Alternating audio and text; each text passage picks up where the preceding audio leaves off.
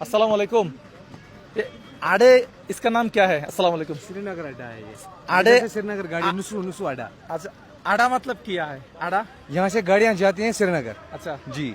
आड़ा क्या है? आड़ा क्या है? अड्डा क्या मतलब है? आड़ा जहाँ पे गाड़ियाँ रुकती हैं। अच्छा अच्छा अच्छा, जहाँ पे गाड़ी गाड़ियाँ रुकती हैं। अच्छा अच्छा अच्छा, ओके उसी ओके, का नाम है आड़ा। समझ में आया समझ में आया। আচ্ছা, আসসালামু আলাইকুম। আচ্ছা, তো যেখানে গাড়ি দাঁড়ায় বাস স্ট্যান্ড, এটাকে বলা হয় আড়া। আড়া বলছে না আড়ে বলছে। দুঃখের বিষয়টা বলি, দুঃখের বিষয় বর্ণনা করার জন্য ভিডিওতে আসলাম। সেটা হচ্ছে বান্ডিপুরাতে এখন আমরা আছি। এটা বান্ডিপুরার আড়া বা আড়ে, আপনাদেরকে তো বুঝাই দিল। বান্ডিপুরাতে আছি। বান্ডিপুরা হচ্ছে কাশ্মীরের মধ্যে আলাদা একটা ডিস্ট্রিক্ট। বান্ডিপুরা থেকে 80 কিলোমিটার মতো রাস্তা হচ্ছে গুরেজ ভ্যালি। অনেক সুন্দর একটা জায়গা, অনেক সুন্দর গুরেজ ভ্যালি। আমি স্পেলিং দিয়ে দিচ্ছি, আপনার ভালো লাগলে মানে আপনার সময় থাকলে আপনি সার্চ করে দেখতে পারেন গুরেজ ভ্যালি কতটা সুন্দর। তো আমরা বান্ডিপুরা থেকে গুরেজ ভ্যালি যাওয়ার জন্য রওনা দিয়েছিলাম সকালবেলা 7টা বাজে ঘুম থেকে উঠছি, 8টা বাজে বের হয়ে গেছি এবং আমরা চলে গেছি যথারীতি 500 টাকা ভাড়া দিয়ে। খাওয়া দাওয়া কিচ্ছু করি নাই।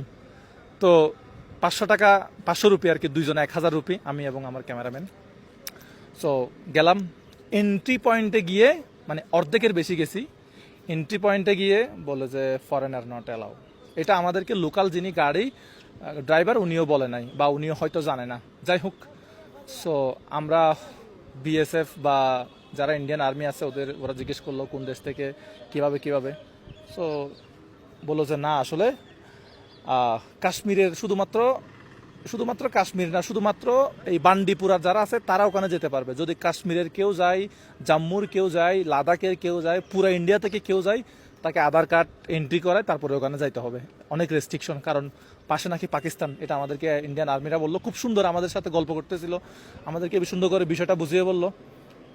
সবাই আর্মি পার্সন, সবাই খুব সুন্দর বিহেভিয়ার, সবাই খুব ভালো।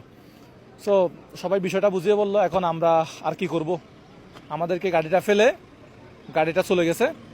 গাড়িটা ভালো গাড়ি ছিল, এটা মাহিন্দ্রার গাড়িটা, স্করপিও, ভালো একটা গাড়ি, জার্নিটা ভালো যাচ্ছিল। তো এন্ট্রি হয় নাই, আর কিছু করার নাই। আমরা ওখান থেকে একটা ট্রাকে করে কোনোরকম চলে আসলাম, 100 টাকা দিয়ে ট্রাকে করে দাঁড়ায় কোনোভাবে চলে আসলাম। তো এখন আমরা এই আড়েতে আছি, আড়া বা আড়ে, বান্ডিপুরার মধ্যে। এখন আমরা যেহেতু ওই গুরেজ ভ্যালি, গুরেজ গাঁও যেখানে যাইতে পারি নাই, এখন 3টা বাজে। এখন আসলে রওনা দিচ্ছি সোনমার্গের উদ্দেশ্যে। এখন দেখলাম যে এখান থেকে সোনমার্গও যাওয়া যাবে, পেহেলগামও যাওয়া যাবে। তবে সোনমার্গ কিছুটা ইজি দেখা যাচ্ছে, কম দূরত্ব। এখান থেকে যাব হচ্ছে ফার্স্টে সুম্বাল থেকে যাব হচ্ছে সোনমার্গ। এ হচ্ছে মূলত বিষয়। দুঃখের একটা বিষয়, যেহেতু গুরেজ ভ্যালি যেতে পারলাম না। গুরেজ ভ্যালি অনেক সুন্দর জায়গা, যদি কখনো আবার আসে, যদি পারমিশন পাই, তখন হয়তো যাবো ইনশাল্লাহ। সো এ হচ্ছে মূলত বিষয়। তো এখন শ্রীনগরের জন্য ডাকতেছে, আর হচ্ছে আপনার ওই সুম্বালের জন্য ডাকতেছে। এখন সুম্বালের গাড়ি নিয়ে সরাসরি চলে যাব হচ্ছে সোনমার্গে। সো ঠিক আছে, জম্মু কাশ্মীর থেকে আজকে বিদায় নিলাম, বান্ডিপুরা থেকে। ভালো থাকবেন সবাই, আসসালামু আলাইকুম।